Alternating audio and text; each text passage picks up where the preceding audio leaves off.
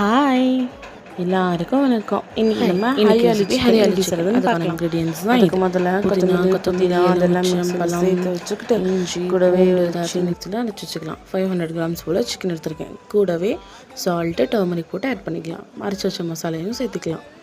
அதுக்கப்புறம் இந்த சைட் பார்த்திங்கன்னா சிக்கன் கிரேவி ரெடி ஆகிட்டுருக்கு. இங்கே நம்ம மேரினேட் பண்ண வச்ச சிக்கன் 30 மினிட்ஸ்க்கு மேரினேட் பண்ணி வச்சுக்கலாம். அதுக்கப்புறம் ஒரு பானால் எடுத்து அதில் எண்ணெயை ஊற்றி வெங்காயம் போட்டு வெங்காயம் நல்லா ஒரு ப்ரௌன் கலர் ஆற வரைக்கும் வெங்காயத்தோடு நம்ம அரைச்சி வச்சு அந்த க்ரீன் பேஸ்ட்டை ஆட் பண்ணிக்கலாம். க்ரீன் பேஸ்ட் ஆட் பண்ணிட்ட அப்புறம் வணக்கிட்டே இருக்கலாம். 2 to 3 மினிட்ஸ் வணக்கிட்டு மேரினேட் ஆன சிக்கன் சூப்பராக இருக்குது. இதை எடுத்து அதில் ஆட் பண்ணிக்கலாம்.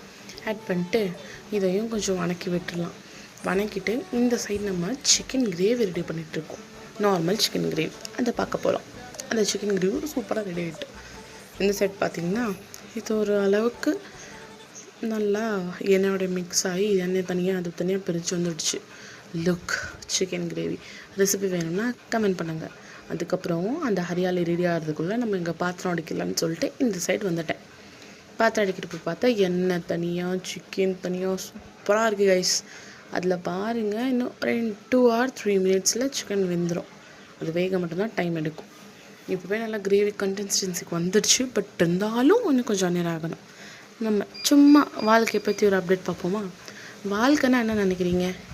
என்னை பொறுத்த வரைக்கும் வாழ்க்கைனா பிறந்தோம், வளர்ந்தோம், வாழ்ந்தோம், சித்தோம் அப்படின்ட்டு இருக்கக்கூடாது.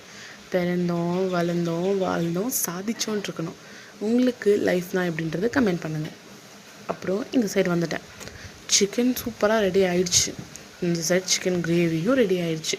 சிக்கன் கிரேவி ரெசிபி வேணும்னா கமெண்ட் பண்ணுங்கள். இந்த சைடு வடித்த சாதம் ரெடி ஆயிடுச்சு.